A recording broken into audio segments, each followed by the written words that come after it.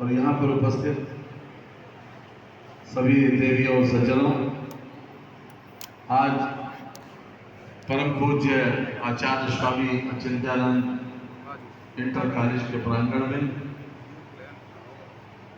महाराज जी की मूर्ति का अनावरण हुआ है। जैसा कि आप सब जानते हैं कि आदरणीय द्वारका चंद जी उनके बहुत पुराने शिष्य हैं। उनका ये कमिटमेंट था कि उनकी मूर्ति को यहाँ पर स्थापित भी कराएंगे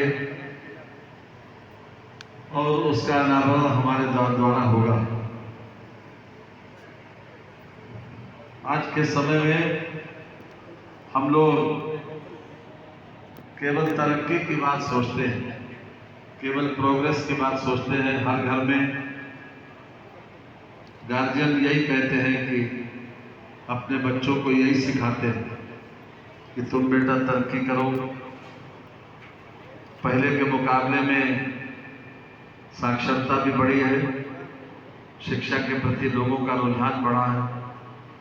यहाँ तक तकनीकी शिक्षा के बारे में भी उसके महत्व को बताते हुए, उसकी आवश्यकता और उपयोगिता को बताते हुए लोग तकनीकी ज्ञान देने के लिए इच्छुक रहते हैं। लेकिन तरक्की के साथ साथ संस्कार बहुत जरूरी है और संस्कार ऐसे स्थानों से ही मिलते हैं जहाँ कहीं न कहीं धार्मिक सत्संग हो, धार्मिक चर्चा हो, किसी न किसी रूप में किसी प्रकार की चर्चा जो धर्मपरायण हो, वो संस्कार देती। तो तरक्की के साथ साथ ये बहुत जरूरी है कि हमारे नई पीढ़ी में संस्कार भी आए, क्योंकि संस्कार रहित व्यक्ति किसी न किसी रूप में कोई न कोई कमी जरूर रह जाती है और उससे पूरे परिवार को ही क्षति होती है। इसलिए धार्मिक सत्संग, धार्मिक चर्चा, संतों का साथ, ये किसी न किसी रूप में हमको संस्कार देता है। तो आज के इस अवसर पर मैं तो केवल इतना ही कहूँगा कि ईश्वर की चर्चा जिस रूप में भी हो, जिस रूप में भी हमको नीति ज्ञान का बोध हो, जिस रूप में भी हमको नीति ज्ञान पढ़ाया जाए, मैं समझता हूँ कि सही मायने में समाज बनाने की दिशा में यह कदम होगा।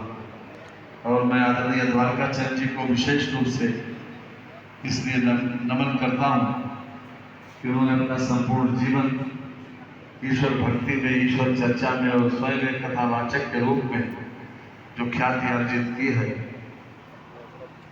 मैं उनकी सराहना भी करता हूँ, उनको साधुवाद देता हूँ कि धार्मिक उनकी जो आस्था थी, परिवार उसमें कभी बाधक नहीं बना।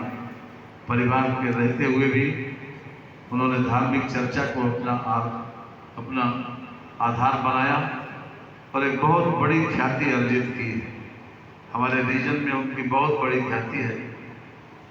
आज मैं उनको प्रणाम करता हूँ और उनकी जो गुरु भक्ति है उसको भी नमन करता हूँ कि उन्होंने जो अपने गुरु के प्रति जो श्रद्धा दिखाई, जो आदर भाव दिखाया और जिस प्रकार से भी अपना एक गुरु नियम उसको भी उन्होंने अदा करने की कोशिश की है।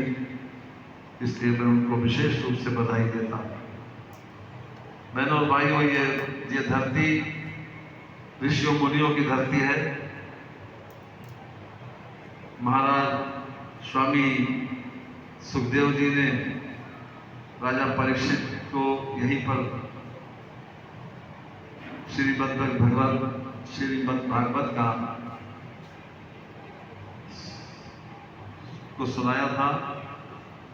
उनको ये श्राप लगा था कि 7 दिन के बाद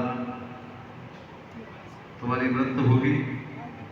राजा परीक्षित उस श्राप से छुटकारा पाना चाहते थे। ऐसी पौराणिक कथाओं में वर्णन किया गया। महाराज सुखदेव जी ने 7 दिन तक कथा सुनाई और 7वें दिन उनको एक तक्षक जस लिया था। कहने का तात्पर्य यह है कि ईश्वर की महिमा अपरंपार है, जितनी बार उसके बारे में कही जाए वो कम है।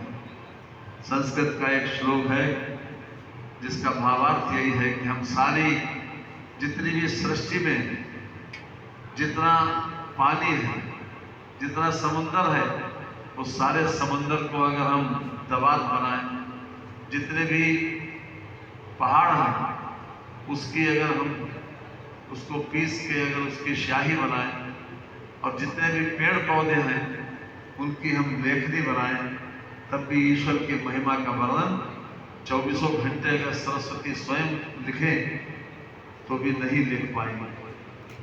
तो संस्कृत में जो श्लोक है उसी का यह भावार्थ है। संस्कृत में क्या श्लोक है? यसित गिरि समस्या कज्जलम सिंधु पात्रे सुरतरु वरुशाखा लेखनी पत्र मूर्वी लिखति अधिग्रहीत्वा शारदा सर्वकारम तदपि तव गुणानां ईश पारम न याति। आप समझ सकते हो ईश्वर की महिमा, जितना गुणगान उसका किया जाए वो कम है। कि मैंने भावार्थ इसीलिए पहले बता दिया था कि आप लोगों को समझने में दिक्कत ना हो। मैं एक बार फिर से नैमिष की इस धरती को प्रणाम करता हूँ। मैं काफ़ी दिनों के बाद नैमिष आया। जब मैं पर्यटन मंत्री था 2002-03 में, तब मैं कई बार आया व्यास जी की गद्दी पर। उस समय के पर्यटन विभाग के कई काम भी किए गए हैं, और मैं लगातार, हमारे आदरणीय योगी जी भी इस धरती को याद करते हैं। इसको विशेष रूप से तीर्थ स्थान का दर्जा मिला हुआ है, तीर्थ क्षेत्र मिला हुआ है। पूरा नैमिष के नाम से एक तीर्थ सर्किट विद्यमान है। हमारा पर्यटन विभाग उसकी विशेष रूप से उसका प्रचार और प्रसार भी करता है। तो इस धरती की जितनी प्रशंसा, जितनी आराधना की जाए वो कम है। आज के इस अवसर पर मैं आप सभी लोगों के चरणों में नमन करता हूँ कि आप लोग सौभाग्यशाली हैं कि आप ऐसी धरती को पर विराजमान हैं, जहाँ हजारों ऋषियों मुनियों ने तपस्या के माध्यम से इसको पवित्र किया।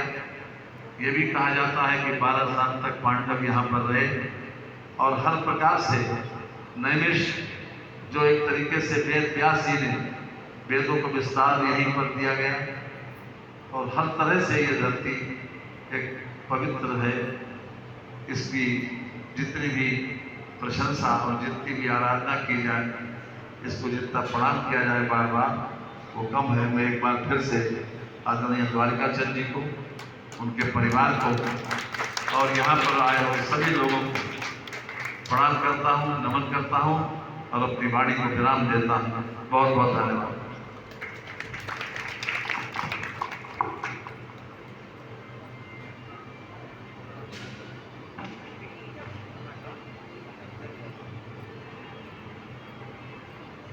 जन चेतना, अचिंत्य चिंतन, अचिंत्य चिंतन,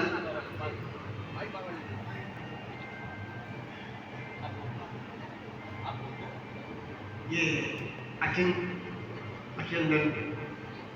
ज्ञान, इसका उद्घाटन माननीय मुख्यमंत्री जी के द्वारा